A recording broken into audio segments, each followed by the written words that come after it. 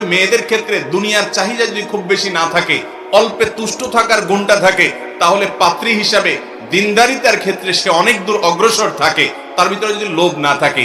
ছেলেদের ক্ষেত্রেও প্রায় একই কথা প্রযোজ্য, যে খাই খাই ভাব যদি না থাকে এবং ধৈর্য ধারণ করার ক্ষমতা যদি থাকে, তাহলে সেক্ষেত্রে এই পাত্র পাত্রী নির্বাচন করতে হবে। বিশেষ করে তাদের ব্যক্তিগত আচার আচরণ কতটা জানা যায় সেই চেষ্টা অব্যাহত রাখতে হবে।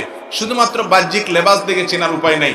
অনেক ছেলে আছে বাহ্যিক লেবাসে মাশাআল্লাহ, সে লেবাসে পোশাকে ভালো মুসলমান মনে হয়, কিন্তু আচার আচরণে ভেতরকার অবস্থা ভয়ঙ্কর। আছে না নাই?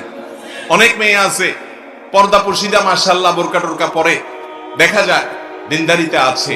ফেসবুকের এই যুগে মেসেঞ্জারে কি কি কাজ চলে না চলে এগুলা ধরা বড় কঠিন। এজন্য ফেসবুক প্রোফাইল অ্যাক্টিভিটিস দেখলেও অনেক সময় অনুমান করা যায়।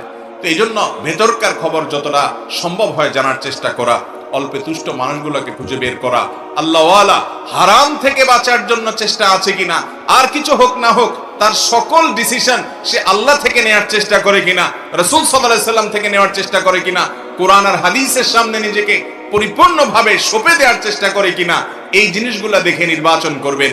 আর সেই সাথে আল্লাহর কাছে দোয়া করতে ভুলবেন না। মনে রাখবেন, ছেলে হোক আর মেয়ে হোক, জীবনের আসল টার্নিং পয়েন্ট শুরু হয়ে যায় হলো বিয়ের পরে। হয় জয় নয় ক্ষয়। অমানুষ যদি কপালে পড়ে তো লাইফ বাকিটা প্রায় তেনা হওয়ার অবস্থা। আর যদি একটা ভালো মানুষ হয় তাহলে উঠে যাওয়া অনেক সহজ। পৃথিবীতে আল্লাহ তাআলা যত মানুষকে বড় করেছেন, দিনের ক্ষেত্রে হোক দুনিয়ার ক্ষেত্রে হোক, তাদের মা বাবার দোয়া সহযোগিতার পাশাপাশি তাদের স্বামী হলে মহিলা হলে স্বামী, আর পুরুষ হলে তার উন্নতির জন্য স্ত্রীর সহযোগিতা ছাড়া তারা সাধারণত আগাতে পারে। যত মানুষ আছে দেখবেন যে আল্লাহ তাআলা তাদেরকে এই দিক দিয়েছেন। এই জন্য অন্য কোনো দিক থাকুক আর না থাকুক, দিনদারিতার ক্ষেত্রে কোনো কম্প্রোমাইজ করব চেষ্টা করব না ইনশাআল্লাহ। আর দিনদার পাত্রী পাওয়ার জন্য নিজেও ভালো মানুষ হওয়ার চেষ্টা করতে হবে। নাম আতর আলী, গায়ের থেকে গন্ধ আসে, এই টাইপের মানুষ হলে চলবে।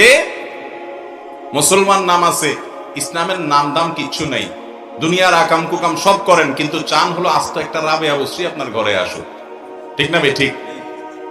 অনেক মানুষ আছে বিয়ের আগে দুনিয়ার প্রেমের নামে যত রকমের জেনা আছে, যত রকমের বাদরামো আছে, যত রকমের নোংরামো এবং অশ্লীলতা আছে সব করে, কিন্তু বিয়ের আগে হুজুরের কাছে বলে, হুজুর একটা মহিলা মাদ্রাসার মেয়ে দেখেন আমার জন্য।